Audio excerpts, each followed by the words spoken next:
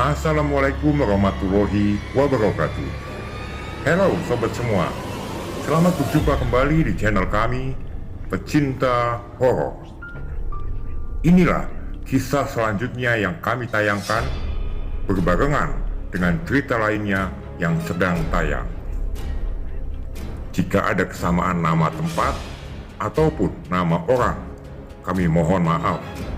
Tidak ada maksud buruk dalam cerita ini. Dan cerita ini sudah dipertimbangkan dan atas seizin.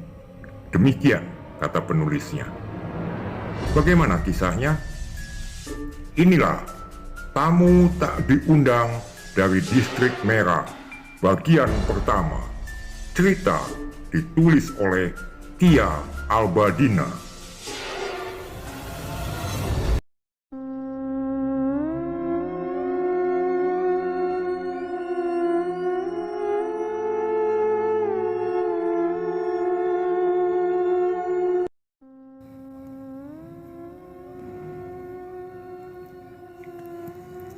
Bang Polka, karyawan senior di sebuah perusahaan kelistrikan Bukit Manggis. Hari itu bertugas shift malam.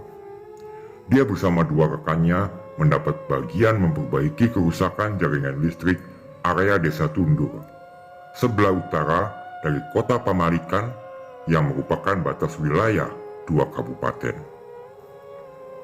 Waktu menunjukkan pukul 22 waktu Indonesia bagian tengah. Seperti biasa, 1 jam sebelum pergantian shift, Bang Polka sudah sampai di kantor. "Oi Mok," sapa Bang Polka pada teman satu shiftnya yang juga baru datang. "Wah, ketahuan ini, mau cari sarjen dulu ya?" Yang disapa hanya senyum sambil mengangkat jempol kanannya. Seperti kurang sarjen jika belum minum bandrek sebelum berangkat kerja. Mereka berdua pun langsung ke arah kantin di samping kantor sesudah melakukan presensi elektronik. Siang tadi, Mbak Ingrid dan Pak Tabri sangat bingung untuk menentukan tim yang akan ditugaskan di dekat Desa Tundur. "Ini kerusakan di jalur luar dekat garis merah, Pak. Estimasi perbaikan 2 jam lebih. Kalau tidak segera dikerjakan, kita yang kena salah," penjelasan Ingrid dengan wajah yang bingung. Mendengar daerah garis merah, Pak Tabri menoleh ke arah Ingrid. Sejenak tertegun, lalu bertanya, "Kenapa tidak shift sore nanti?" Shift sore semua mengantisipasi area Desa Mapo yang rawan longsor dan banyak laporan masyarakat yang harus segera ditangani, Pak. "Malam ini siapa yang kena shift?" "Tim Pak Polka, dan dia cuma berempat, Pak. Pak Jarod masih izin sakit, tetapi diganti anaknya sendiri yang sedang magang di sini. Apa Pak Deka diminta perpanjangan shift lagi saja ya, Pak? Coba tanya Pak Polka, siap tidak dengan timnya ke sana?" "Berat, malam ini rupanya bagian kita. Bisa tidur di villa kayu lagi kita," canda Bang Semok. Gelar yang terkenal di perusahaan Said Semapan karena badannya yang tambun, sambil mengambil roti dengan selai nanas. Wajahnya tidak seperti biasa yang penuh dengan tanda-tanda kehidupan lainnya. Bahkan tandanya terasa garing. "Masih punya nyali, rupanya nak pergi ke sana," kelakar Bang Polka sambil memandang Bang Semok. Bang Semok hanya tersenyum sambil mengangkat kedua bahunya. "Ayo, aku tunggu. Kau nulis surat wasiat. Siapa tahu malam ini kita tak dikasih balik." Sambil memandang ke arah langit yang tanpa bintang satupun dan sesekali kilat membuat menyala merah dalam sekejap. "Iya, semoga di sana tak hujan saja," harapnya sambil menyalakan rokok yang tinggal sebatang. Dalam beberapa hari, hujan seperti tidak memberi ampun pada siapapun yang aktivitasnya terhambat jika hujan. Bahkan di beberapa tempat sudah mulai terendam hingga memaksa membuat dapur dan tempat tidur lebih tinggi di dalam rumah. Akibat hujan, pekerjaan karyawan kelistrikan itu juga ekstra bertambah. Hampir ratusan kasus kematian listrik akibat hujan. Ada karena kabel tertimpa pohon, ada yang karena trafo yang konslet. Bahkan karena pulsa listrik yang habis, juga ada yang lapor ke operator. Tidak beberapa lama, bandrek pesanan Bang Polka pun tersaji. Bersamaan dengan itu, Katingan datang dan langsung tanpa permisi menyeruput bandrek tersebut. "Dasar bibir angsa Barbie," umpat Bang Polka, membuat semua orang yang ada tertawa. "Sekali-kali kena kerjai. Biar tahu rasanya kesal. Janganlah orang terus kau bikin sebal," sahut Katingan menikmati kemenangannya. Bang Polka yang bayar. "Ya Bik," lanjutnya sambil membawa sebungkus rokok beserta koreknya. Bang Polka nampak termangu. Lalu ketika sadar, langsung melepas topi dan hendak dikibaskan ke kepala Katingan.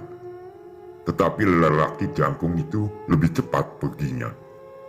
Bang Polka kembali terduduk sambil mengumpat, "Dasar dodol."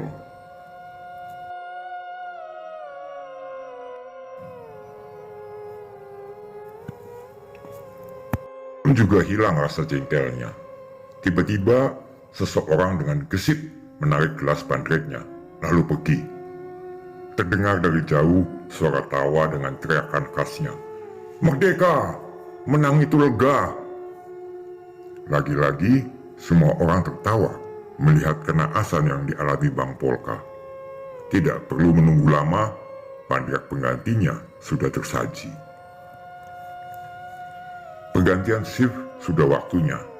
Seperti biasa, sebelum melaksanakan tugas, semua wajib mengikuti apel untuk mendapatkan beberapa penjelasan dari ketua timnya. Seperti yang sudah direncanakan sebelumnya, tim Bang Polka mendapat tugas lumayan berat. Tidak hanya medannya, tetapi juga kerusakannya. Pantang pulang sebelum nyala.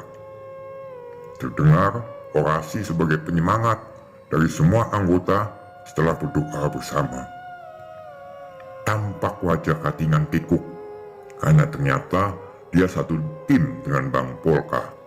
"Mampus aku," gerutunya, hingga tidak menyadari Bang Polka berada di belakangnya sambil senyum-senyum menyembunyikan siasat.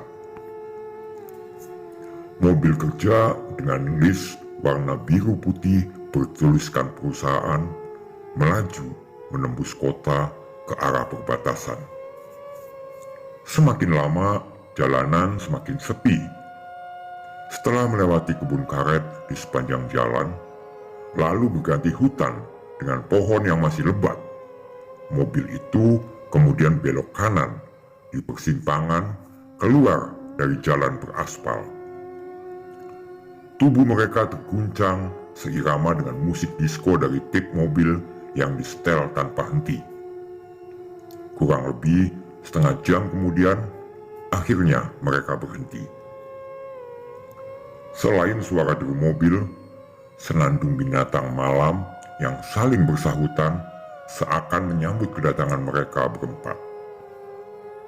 Dengan gesit, Katingan menurunkan tangga dari atap mobil, dibantu Andri, anak yang baru magang, menggantikan Pak Jarot yang sedang sakit. Bang Polka meraih rokoknya dari atas dashboard, lalu menyulutnya. Sambil memperhatikan sekitarnya, Bang Polka melangkah ke arah 45 derajat dari mobilnya, lalu berhenti menghadap lembah Bukit Lindi. Melihat Bang Polka melangkah ke arah berlawanan dengan tempat yang akan dikerjakan, Bang Semok langsung berlari mengejarnya. Tanpa bersuara, Bang Semok menarik paksa Bang Polka hingga rokoknya terjatuh. Bang Polka tampak terkejut, seolah dia tak sadar kemana dia berjalan. Setelah merasakan tamparan dari Bang Semok karena melakukan perlawanan saat ditarik menjauh, tubuhnya terhuyung hingga terjatuh saat kakinya terantuk dasar kayu yang sudah menghitam. Sejenak, dia termangu, lalu mengulurkan tangannya untuk bangkit. Entah mengapa, seolah Bang Semok seolah keberatan menarik tubuh Bang Polka. Beruntung ada batang yang lumayan besar bisa ia jadikan pegangan saat hendak tubuhnya seakan tertarik Bang Polka. Dengan segenap tenaga, akhirnya Bang Semok mampu menarik bangkit Bang Polka. Tanpa kata apapun, mereka berdua berjalan ke arah mobil lapangan. Berkali-kali Bang Polka menoleh ke belakang. Entah apa maksudnya. Wajah Bang Semok tampak waspada dan tanpa henti memperhatikan gelagat Bang Polka yang sedari tadi sudah tak wajar. Ada apakah?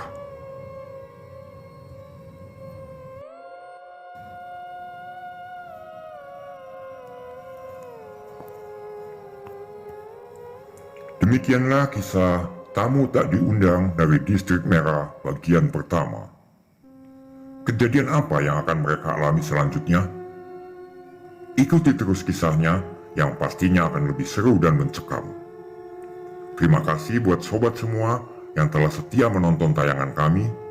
Dan jangan lupa klik subscribe dan bunyikan loncengnya agar sobat tidak ketinggalan untuk cerita menarik lainnya. Sampai jumpa di cerita mendatang. Wassalamualaikum warahmatullahi wabarakatuh.